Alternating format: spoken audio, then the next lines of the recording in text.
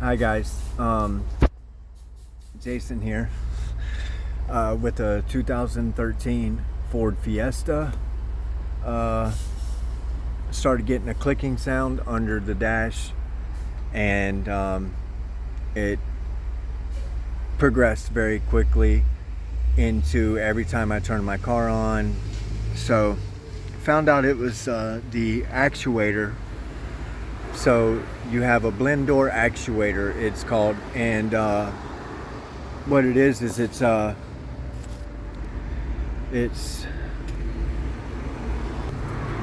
this thing here.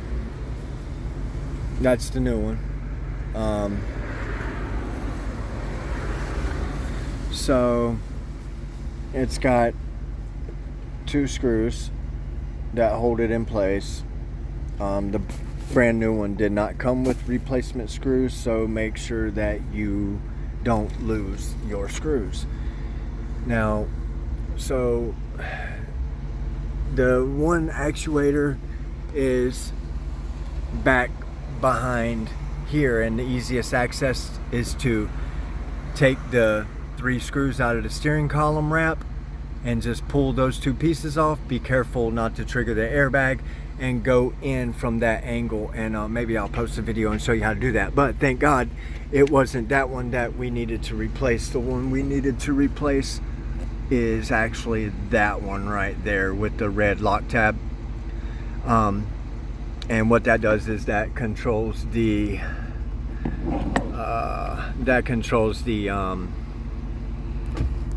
recycle control, whether so when you turn your car on, you can hear it clicking, and then anytime that you want to, you can adjust it down and it's fine. You see it closing and then it clicks. It works fine. It opens up all the way, then gets to that too, or it closes all the way. That's coming from outside, and then once you open it up, that's when you have a problem. That's when it finds that missing tooth or whatever's broken in the gears, and it clicks. So very, very annoying. And so it's a T20, right? So I went and got this little sucker right here. It's a direct, you fit your bit right into it. It's very small, as you can see. It's a 60 tooth count. That way you can get a click and just you can just get it how you need it. So I've already started my, it's a tight space, but it's not as tight as it is over there to get the other one out. But so I'm going to finish working on the back screw, get it out until I'm going to get it out far enough, back it out far enough to where I can pull it out by hand, not to drop it. And then I'll do the same to this one right here. And then I'll show you guys a video of that opened up, and we'll see if we can find the broken piece. So let me pause this for now. Okay, so there are the two screws. They're about 3/4 of an inch long, and because of the type of head that they have, they're hard to grab and spin with your fingers. So you're going to have to get them almost all the way out before you can actually spin them with your fingers. Now that we've got that done, we just come up here and we're just going to come in here, and we're going to go for the pull to unlock tab. And what you're going to want to do is you want to be kind of like put your hand behind it. That way you don't want to fling it off. I've seen videos where guys have flung it off and then had to find it in their dash. And then there's a push tab right there on the underside. You just push that tab and it should pull right out. And just like that. Probably should have pulled that out first and then disconnected it, because the actuator actually fell down in the dash, but that's better than anything else falling. So here it is. It's all dusty and yucked up. You can see that by the position. Now I'm going to be sure not to turn the key or do anything that turns the motor, because what's going to happen is that there's a flat spot on this side here. There's a flat spot in the teeth layout, and that's going to align with the spot on the gear that it's hooking up to. And so if that's the case, if for some reason it spun on me or something, what I'm going to have to do with the new one is I'm going to have to stick it up there until it aligns. I'll stick it up there until it aligns itself right, and then I'll align where I need the screws to go, to put the screws back. So this one, it's the same, it's exactly the same. And as you can see, that's the new one, and this is the old one. They are virtually identical, but you can see the placement of the flat side versus the placement of the flat side on that one. So I'm not going to try to spin that. I'm just going to stick it in there and move it around until I can get it fixed up. So again, there's the screws, and there's that. We're just gonna go ahead and stick the new one on in there, and I'll get back with you in a second. Okay guys, just telling you to be careful with the with the flat spot,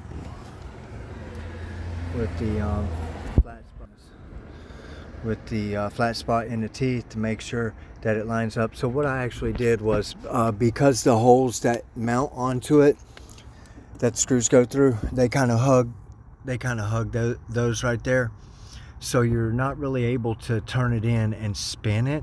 So what I did was, I just reached up and I grabbed this door flap right there, and I just adjusted it until I was able to get the teeth to line up. So it wasn't that hard. It was harder trying to put the screws back in without dropping them. So I got it all tightened down. I got the screw. There's a screw in the back. There's a screw in the front. I'm gonna plug her up, and we're gonna fire her up and see if we made magic happen tonight. So be careful not to break anything. It clicks in nice and clicky, and then you lock it in. I like these red lock tabs. They're also all throughout the engine. So and here we go. Let's just throw a key in there and see if we can do away with the clicking for now. Okay. It opens. Huh. No clicking, guys. So let's go ahead and activate it again. Let's get some controls going.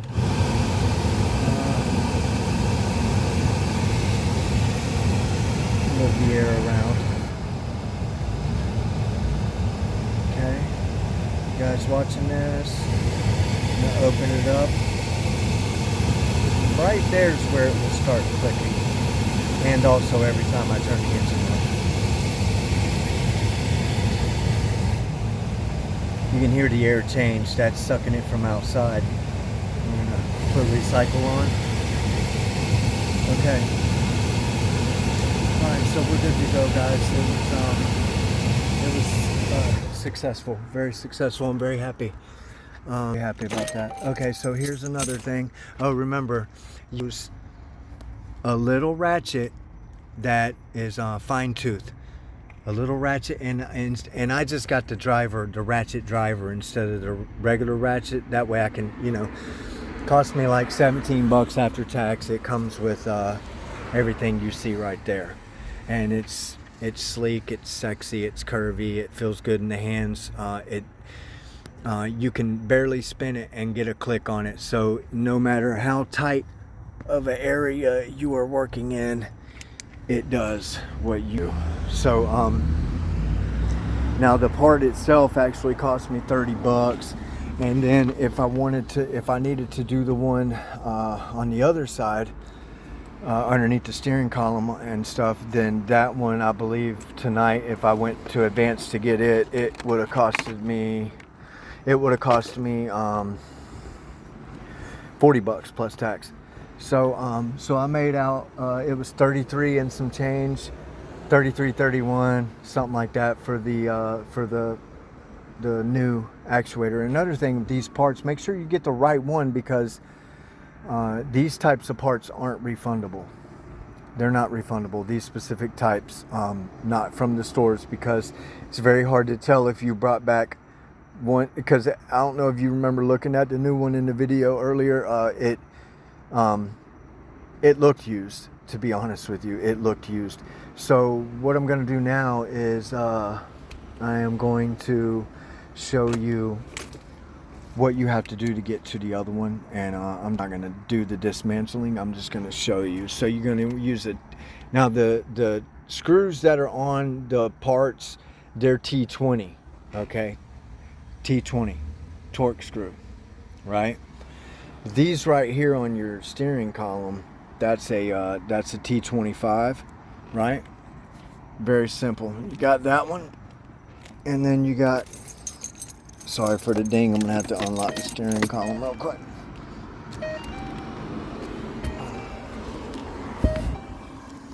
Okay, so you got that one, and then you have that one. You just cock your wheel to the side, bam, you got that one. And then you have, where are you, you little booger? Back there. You have that one. That's underneath your steering column, okay? So you pop that out, and then what you're going to do is, you don't really need to pry on nothing. You just stick your hand in here and stick your hand in there. You're going to want to tilt your steering wheel, and then when you pull this top one, don't pull it all the way out. Just pull it off and flip it up. Just flip it up and lay it back to the back. Then pull your bottom one out, and then you'll see they got guides on how you click it back in. It's got little guides to guide it and click it back in. And then once you do that, you're gonna aim for back there is where you're gonna find the actuator. I almost can't see it. So yeah, you definitely can't go under here.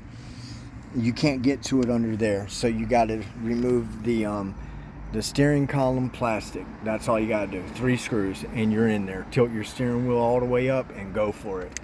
And that's pretty much it, man. We'll do one more test on the, let's get it. Let's just, one more.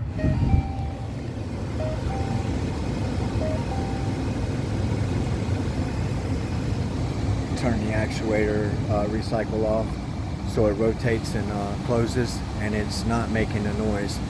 We'll turn it back on so it can rotate back, not making a noise. We'll turn it back off so it closes, not making a noise. Okay, so that's how you do that.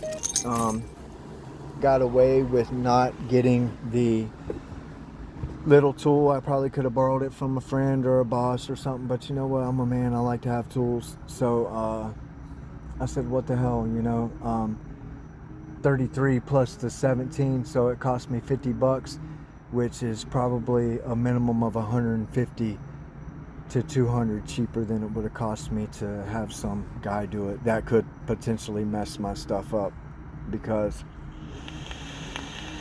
I just went through that with this car. The water pump, I didn't want to do it myself because it's located, now this is a 2013 Ford Fiesta 1.6 liter. The water pump, it's got the variable timing, so you got dual cam. The water pump is back behind the timing belt. It has a belt.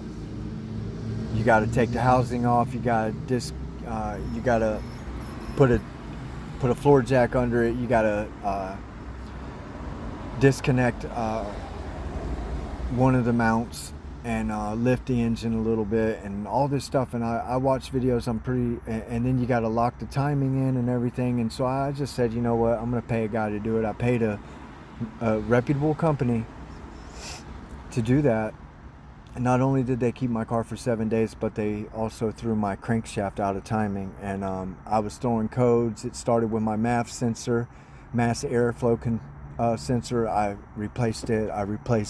Then it started throwing both my camshaft sensors, P0016 and P0017 on the code read. And then it threw P0340, which is the crankshaft sensor. I'm like, what the heck? I keep changing all these sensors and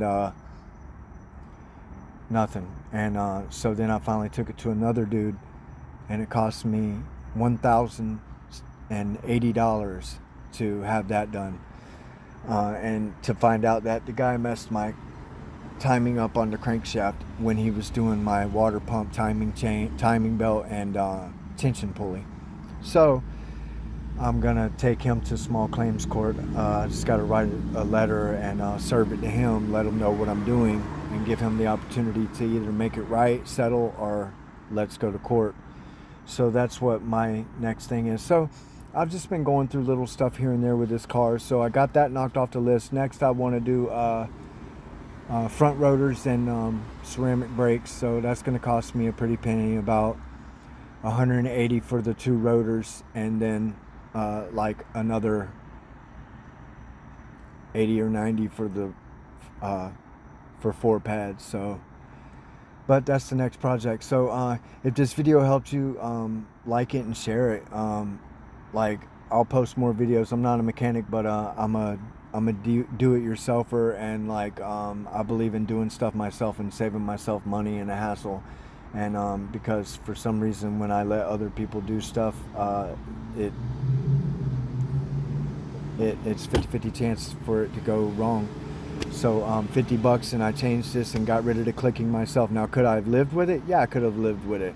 But every time I turn my car on, it clicked, and like it's just nerve-wracking. So thank you. You guys take care and happy holidays, and hopefully I'll put another video up soon.